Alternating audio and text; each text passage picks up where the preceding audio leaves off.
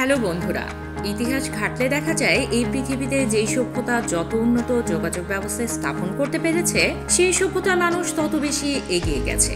বর্তমান বিশ্ব এত উন্নত আর এগিয়ে যাওয়ার পেছনে এই যোগাযোগ ব্যবস্থার ভূমিকা অপরিহার্য। বর্তমানে আমরা চাইলে হাজার হাজার মাইল দূরে চলে যেতে পারি এই যোগাযোগ ব্যবস্থার কারণে। এ দেশ থেকে ও দেশ থেকে অন্য দেশ, এমনকি শুধু দেশ বিদেশে আটকে নেই যোগাযোগ ব্যবস্থা। এখন তো যোগাযোগ ব্যবস্থা এত উন্নত হয়েছে, পৃথিবী থেকে অন্য গ্রহ পর্যন্ত মানুষের যাতায়াত শুরু হয়ে গেছে। আজকের এই উন্নত বিশ্বে এক জায়গা থেকে অন্য জায়গার যোগাযোগ স্থাপনের জন্য আমরা কত যানবাহনই না ব্যবহার করি, কখনো নৌপথে, কখনো স্থলপথে, আবার কখনো আকাশপথে আমাদের যাতায়াত। আর আমরা এই যাতায়াতের জন্য নৌ, স্থল এবং আকাশপথে যে বাহন ব্যবহার করে থাকি, এর প্রত্যেকটি কোনো না কোনো ইঞ্জিনের সাহায্যে চলে। আচ্ছা বন্ধুরা, কখনো কি ভেবে দেখেছেন এই ইঞ্জিন প্রথম কবে, কোথায়, কিভাবে আবিষ্কার হয়েছিল? হ্যাঁ বন্ধুরা, রহস্য জগতের আজকের এই পর্বে আপনাদের আমরা সেই ইঞ্জিন আবিষ্কার সম্পর্কে জানাতে চলেছি। লাইক, কমেন্ট এবং সাবস্ক্রাইব করে আমাদের সাথে থাকুন। আর যদি আমাদের এই চ্যানেলটি এখনো সাবস্ক্রাইব না করে থাকেন, তাহলে এখনই সাবস্ক্রাইব করে বেল আইকনটি প্রেস করে দিন। পৃথিবীতে স্টিম ইঞ্জিনের পরে আবিষ্কার হয় ডিজেল ইঞ্জিন। আর এই ডিজেল ইঞ্জিন আবিষ্কার হওয়ার পরে পুরো পৃথিবীতে হইচই পড়ে যায়।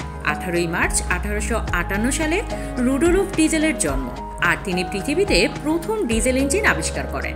তবে আপনি জানলে অবাক হবেন, তার আবিষ্কৃত ইঞ্জিন কোনো কাজে না ভেবে হতাশ হয়ে তিনি আত্মহত্যা করেন। 1892 সালে তার কম্প্রেসড ডিজেল ইঞ্জিনকে পেটেন্ট করিয়েছিলেন। সেই সময় তিনি তার ইঞ্জিন বাদামের তেল ও ভেষজ তেল দিয়ে চালিয়েছিলেন। পর্যায়ক্রমে ইঞ্জিনের সাথে সিলিন্ডার লাগানো হয় এবং তারপরে পেট্রোলের থেকে কম দামি তেল ব্যবহার করে পুনরায় ইঞ্জিন চালানো হয়।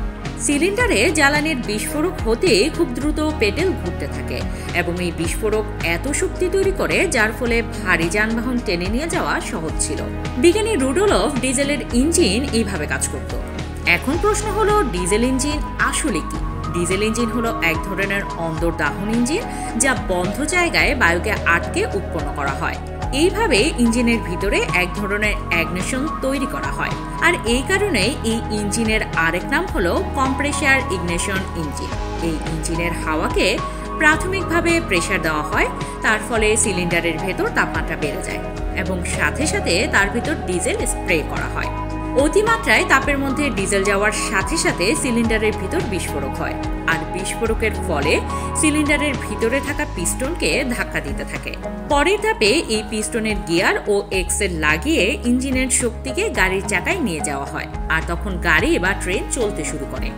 এই ডিজেল ইঞ্জিন অবশ্য সর্বপ্রথম ট্রেনেই ব্যবহার করা হয়েছিল। আগেকার দিনে এই ইঞ্জিন অনেকটা সফল হয়েছিল এবং বড় বড় যানবাহনে ডিজেল ইঞ্জিন ব্যবহার করা হতো। শুধু আগের দিনেই না, বর্তমানেও ভারী ভারী যানবাহনেই ব্যবহার করা হয়। আপনি খেয়াল করলে দেখবেন, বাস, ট্রাক ও কনস্ট্রাকশনের কাজে ব্যবহার হওয়া যানবাহনগুলো সব ডিজেল চালিত। এত কিছুর পরেও ভাবতেই অবাক লাগে, মানব সভ্যতার এত বড় একটা জিনিস উপহার দিয়ে শেষে কিনা তিনি আত্মহত্যা করলেন। রুডোলফ ডিজেলের মৃত্যুর কারণ আজও সবার অজানা, কিন্তু অনুমান করে বলা হয়েছে হয়তো শেষ জীবনে তিনি অবসাদে ভুগেছিলেন এবং তাই তিনি সুইসাইড করেন। অনেকদিন পর তার ডেড বডি পাওয়া যায়। রুডোলফ ডিজেলের ছেলে তার বাবার শরীরের কিছু অংশ দেখে তাকে চিনতে পারেন। বন্ধুরা, এত বড় মহান এক বিজ্ঞানীর এরকম মৃত্যু সে সময় কেউ মেনে নিতে পারেনি। ভিডিওটি ভালো লাগলে সাবস্ক্রাইব করে আমাদের সাথেই থাকুন।